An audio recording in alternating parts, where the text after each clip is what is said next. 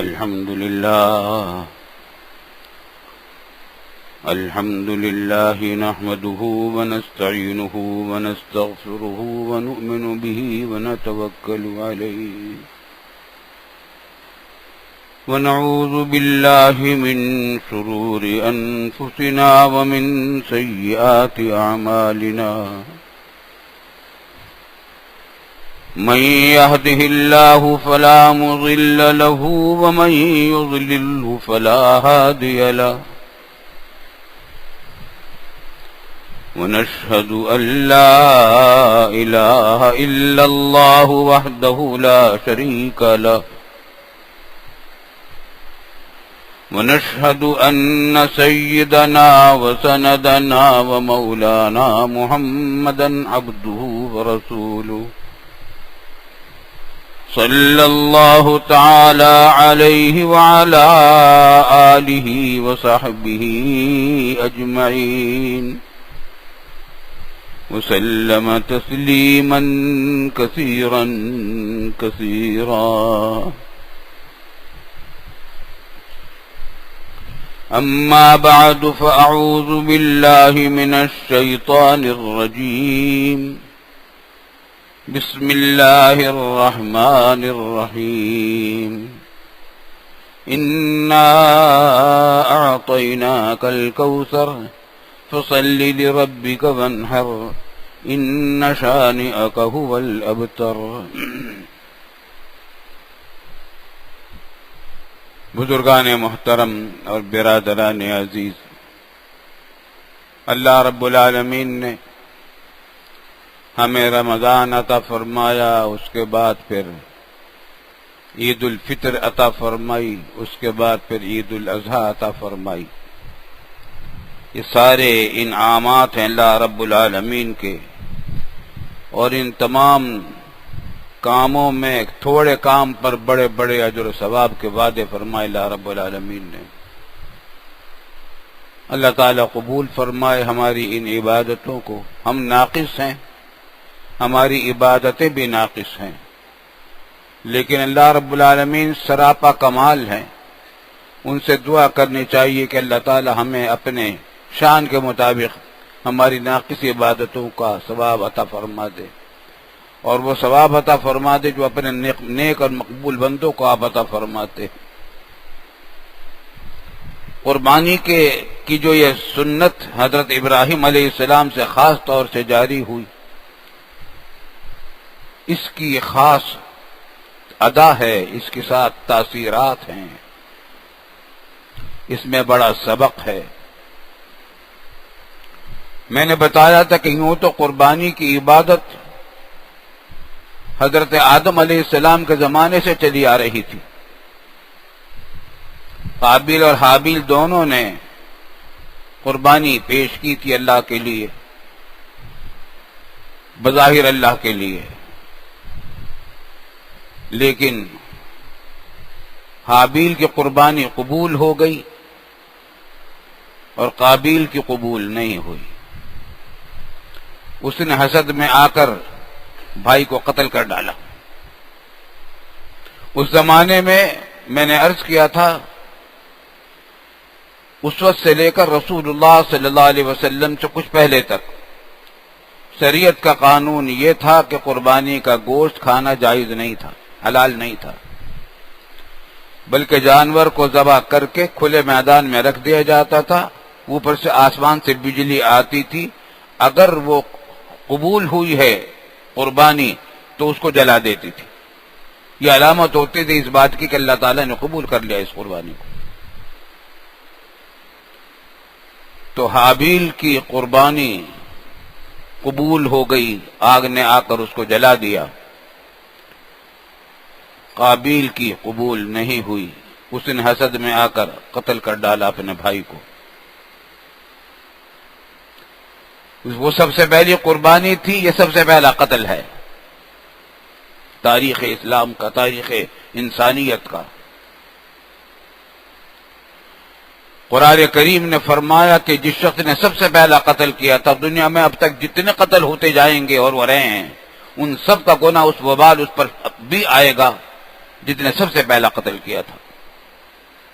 کیونکہ شریعت کا قانون ہے کہ جس طرح کوئی نیک کام کا سبب بنتا ہے تو کام کرنے والے کو بھی ثواب ملتا ہے اور سبب بننے والے کو بھی اتنا ہی ثواب ملتا ہے، اور کوئی برا کام کرتا ہے تو برا کام کرنے والے کو تو سزا ہوتی ہی ہے، اور وہ اگر سبب بنا ہے دوسروں کے لیے گناہ کا تو ان کا گناہ بھی اس کے سر پر آتا ہے۔ یہ بات یاد رکھنے کی ہے اور ہمیشہ یاد رکھنی چاہیے۔ بہت سارا آدمی ثواب کما سکتا ہے صرف اس وجہ سے کہ کام کوئی دوسرا کر رہا ہے، آپ اس کے ساتھ تعاون کر دیجیے، مدد کر دیجیے۔ میں اپنے دارالعلوم کے حضرات سے کہا کرتا ہوں، شعبہ حسابات کے لوگوں سے، کہ آپ کے پاس اتنی زکوٰۃ آتی ہے، صدقات آتے ہیں، چرم قربانی کے پیسے آتے ہیں، چندہ آتا ہے، اللہ کے لیے لوگ دیتے ہیں، اللہ کے راستے میں خرچ کرنے کے لیے۔ آپ ذریعہ ہیں، آپ امانت داری سے یہ نیت رکھیں کہ ہم یہ امانت پہنچا رہے ہیں اللہ کے لیے، جتنا ثواب دینے والوں کا ہے اتنا ثواب تمہارا ہے۔ تو تم نے حساب کتاب رکھا، صحیح طریقے سے رکھا، امانت داری سے رکھا، دیانت داری سے رکھا، اور جو اس کا مصرف تھا وہیں خرچ کیا، اس کا ثواب بھی اتنا ہی، اس کو آپ کو بھی اتنا ہی ثواب ملے گا جتنا دینے والوں کو ثواب ملا۔ جتنی تعمیرات ہو رہی ہیں ان سب کے اندر بھی یہی بات ہے۔ الحمدللہ الحمدللہ، اللہ کا انعام و کرم ہے۔ یہ سلسلہ قربانی کا چلتا رہا حضرت آدم علیہ السلام سے، لیکن اس کی خاص کیفیت پیدا ہوئی حضرت ابراہیم علیہ السلام کے واقعے سے۔ حضرت ابراہیم علیہ السلام کی ساری زندگی قربانیوں کی زندگی ہے، ساری ہی زندگی قربانیوں کی زندگی ہے۔ ہر قدم پر قربانیاں ہی قربانیاں تھیں، طرح طرح کی قربانیاں دی ہیں ابراہیم علیہ السلام نے۔ سب سے پہلے اپنے وطن کے لوگوں کی بت پرستی سے بیزار ہو کر ان کی دشمنی مول لی، پھر اپنے والد کی ناراضگی مول لی، وہ بت پرستی میں مبتلا تھے۔ دونوں کو چھوڑ کر، وطن چھوڑ کر، عراق سے وطن ہجرت کر کے شام پہنچ گئے۔ کیا کیا ان کے اوپر بیتی۔ بڑھاپے میں اسماعیل علیہ السلام، کوئی اولاد نہیں تھی، دعا مانگی، دعا مانگتے تھے، اللہ تعالیٰ نے اسماعیل علیہ السلام عطا فرما دیا 80 سال کی عمر میں تقریباً۔ اب کتنا لاڈ پیار ہوگا اس بچے کا جو اس بڑھاپے کے زمانے میں تمناؤں آرزوؤں کے بعد، بلکہ مایوس ہو جانے کے بعد بھی، جب امید نہیں رہی تھی، پھر اللہ تعالیٰ نے یہ تحفہ عطا فرما دیا، بیٹا عطا فرما دیا اسماعیل علیہ السلام۔ اور ان کی ماں ہیں اور یہ ہیں۔ اب حکم ہوا کہ چلو یہاں سے، عراق سے آ گئے تھے شام کے سرسبز و شاداب علاقے میں، یہاں سے چلو، براق آ گیا، سواری جو انبیاء کرام علیہ السلام کے لیے استعمال کراتے ہیں اللہ رب العالمین،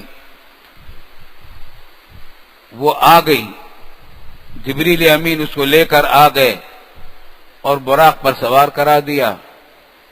باپ ہے، اس بیوی ہے، تقریباً 9 مہینے کا بچہ ہے گود کا، براق پر چلے جا رہے ہیں۔ جب راستے میں کوئی سرسبز و شاداب علاقہ آتا ہے، ابراہیم علیہ السلام جبریل امین سے کہتے ہیں کہ یہاں نہیں اتریں گے، کہا کہ نہیں، آپ کی منزل آگے ہے۔ یہاں تک کہ وہ لقدق صحرا اور پھر خشک پہاڑ اور ان کے درمیان کی وادی، غیر آباد، جہاں آبادی کا کوئی دور دور نشان نہیں تھا، آثار نہیں تھے، امکانات بھی نہیں تھے زندگی کے، وہاں اتار دیا جبریل امین علیہ السلام نے ابراہیم علیہ السلام کو، شیرخوار بچے کو، ان کی بیوی کو، اور جبریل امین علیہ السلام واپس تشریف لے گئے۔ ابراہیم علیہ السلام سب سے پہلی فکر ہوئی کہ بیوی بچوں کی زندگی کا کچھ سامان کریں، کہیں پانی کا کھانے کا کچھ انتظام کریں، تلاش میں نکلے تو ادھر ادھر دیکھتے جا رہے تھے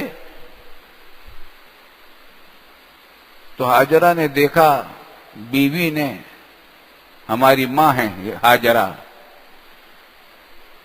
کہ دیکھ، اب پہلے تو ادھر ادھر دیکھتے جا رہے تھے، اب سیدھے چلے جا رہے ہیں، ادھر ادھر دیکھتے بھی نہیں۔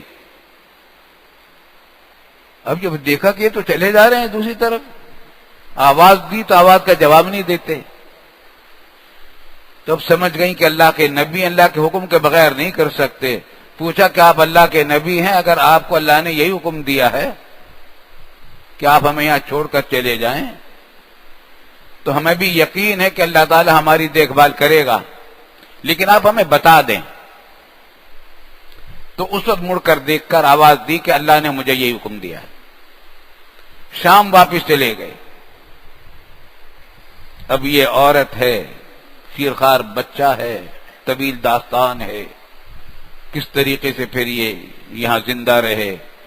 زمزم کا چشمہ پھوٹا، صحیح صفا اور مروہ کے درمیان ماں دوڑتی پھرتی رہی پانی کی تلاش میں، زمزم کا چشمہ پھوٹ گیا، جہاں ایڑیاں رگڑی تھی بچے نے پیاس سے، وہیں سے چشمہ زمزم کا پھوٹ گیا۔ وہ زمزم جس کی نظیر، اس پانی کی نظیر پوری دنیا میں آج تک نہیں ہے کہیں۔ بڑی بڑی لیبارٹریوں نے اس کو چیک کیا ہے، اس سے بہتر پانی دریافت نہیں ہو سکا دنیا میں۔ وہ زمزم پھوٹا ہے وہاں، خشک پہاڑوں اور خشک وادی کے درمیان۔ یہ بھی ایک معجزہ تھا ابراہیم علیہ السلام کا، اسماعیل علیہ السلام کا اور اس پورے خاندان کا۔ اللہ اکبر۔ پھر ہر سال دیکھ بھال کے لیے آ جایا کرتے تھے، بیوی بچے کی دیکھ بھال کے لیے۔ پھر یہیں ایک بنو جرہم کا قبیلہ پانی کی تلاش میں پھر رہا تھا۔ وہاں عربوں میں یہ تھا کہ عربی صحرائے عرب تھا، تو وہ پانی کی تلاش میں پھر رہا تھا کہ کہیں پانی ہوگا تو پڑاؤ ڈال دیں۔ بنو جرہم اس قبیلے کا نام تھا۔ اس نے دیکھا کہ ایک ٹٹیری سیدھی اڑی جا رہی ہے، ٹٹیری عربی میں قطات کہتے ہیں۔ اس جانور کی عادت یہ شکاری لوگ جانتے ہیں کہ یہ جہاں پانی بہت دور سے دیکھ لیتی ہے اور وہ سیدھی پانی پر جاتی ہے، تو اس قبیلے بنو جرہم نے یہ اندازہ کر لیا کہ ادھر پانی ضرور ہے، پانی کی طرف جا رہی ہے، اسی نقش قد اسی سمت پر چل پڑے۔ چلتے چلتے چلتے پہنچے تو یہاں دیکھا کہ یہ منظر ہے، اجازت لی، یہاں رہ پڑے۔ یہ بنو جرہم کا قبیلہ یہاں آباد ہو گیا۔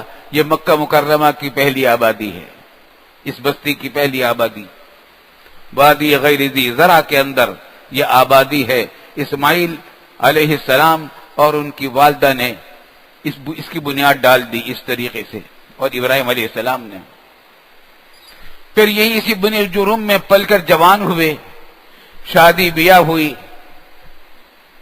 جب جوان ابھی بچے تھے، ساتھ چلنے کے قابل ہوئے تھے، قرآن نے یہ واقعہ نقل کیا، خواب میں دیکھ لیا کہ بچے اس اسماعیل کے گلے پر ابراہیم چھری چلا رہے ہیں۔ حضرت ابراہیم علیہ السلام نے خواب میں دیکھا۔ نبی کا خواب وہی ہوتا ہے۔ اس خواب کو یوں دیکھا کہ خود چھری چلا رہے ہیں گلے پر، اس کا مطلب ابراہیم علیہ السلام نے یہی سمجھا کہ گلا کاٹنا ہے، لے کر چلے۔ اللہ اکبر۔ مکہ سے باہر تاکہ کوئی رکاوٹ نہ ہو ذبح کرنے میں۔ پہلا جمرہ آیا، پہلا جہاں آج کل شیطان جس کو کہتے ہیں جمرہ عقبہ، اور جہاں یہ واقعہ پیش آیا، اللہ پناہ میں رکھے، دردناک واقعہ ہمارے حاجیوں کے ساتھ پیش آیا۔ وہاں شیطان نے روکنے کی کوشش کی اور اس کو کنکریاں ماری ساتھ اللہ کے حکم سے۔ پھر آگے چلے، پھر شیطان راستے میں آ گیا، پھر اس کو کنکریاں ماری، پھر تیسری جگہ شیطان سامنے آ گیا، اس کو کنکریاں مار کے ہٹایا۔ ابراہیم علیہ السلام کی ہر ادا کو اللہ نے ایسا پسند کیا کہ ہاجرہ نے صحیح کی تھی، دوڑی تھی، وہ ثواب صفا اور مروہ کے درمیان اس کو حاجیوں کے لیے واجب کر دیا.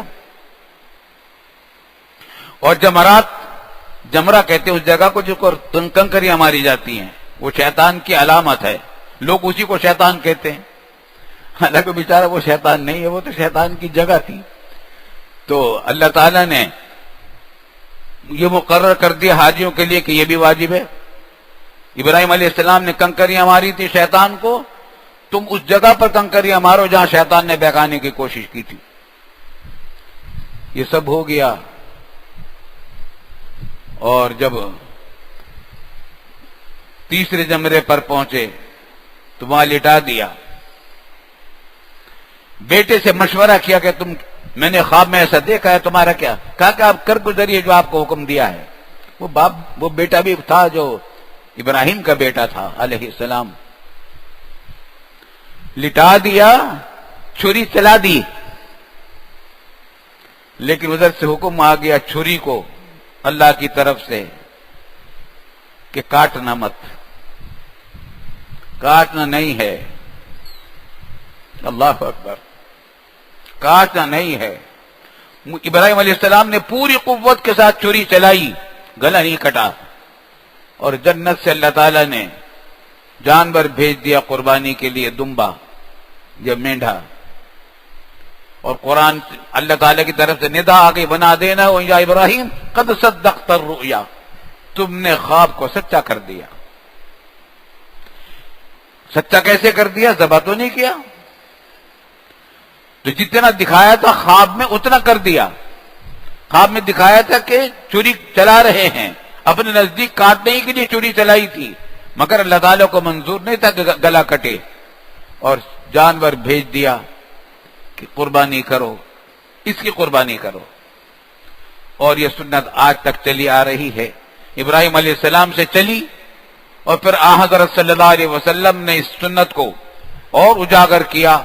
اور مدینہ طیبہ میں جب تک آپ قیام فرماتے رہے ہر سال قربانی کرتے تھے، اور حجۃ الوداع میں آپ نے 100 اونٹ اپنی طرف سے قربان کیے، 63 اونٹ اپنے ہاتھ سے نہر کیے، اور باقی 37 اونٹ 37 اونٹ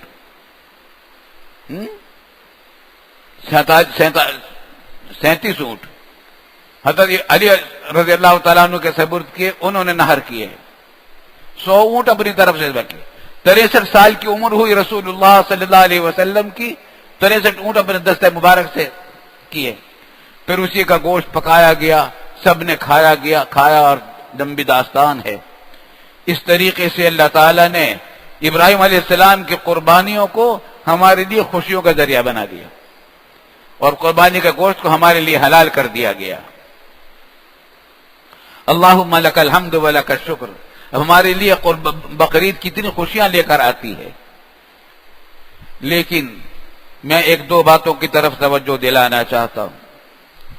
اللہ کا بڑا فضل و کرم ہے، شکر ادا کرنا چاہیے، اس نے ہمیں بقرعید کی خوشیاں عطا فرمائی، قربانی کی لذتیں عطا فرمائی، ہمیں، ہمارے بچوں کو، ہمارے خاندانوں کو.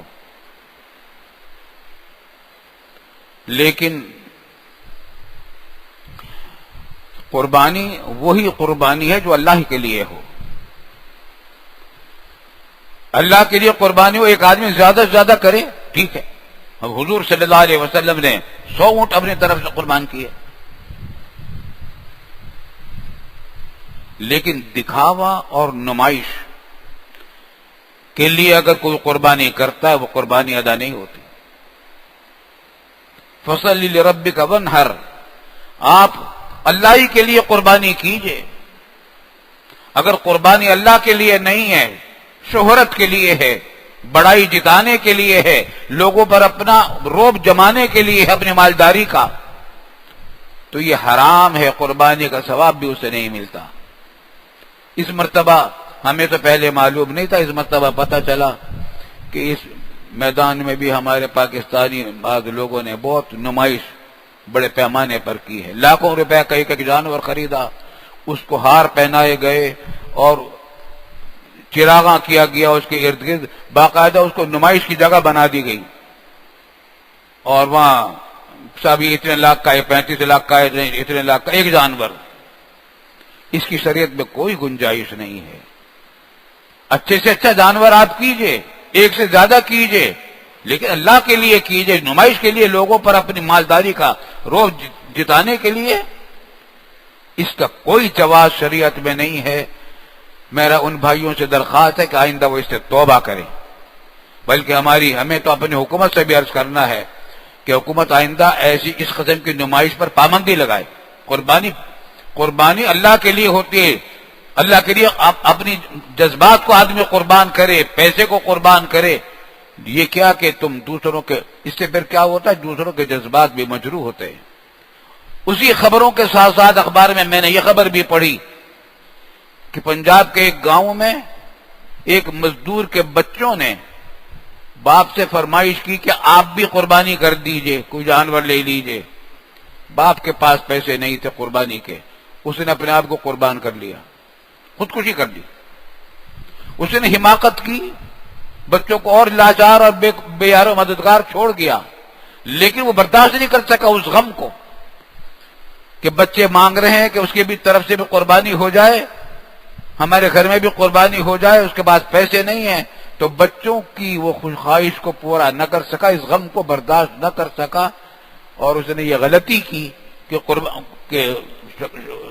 خودکشی کر لی۔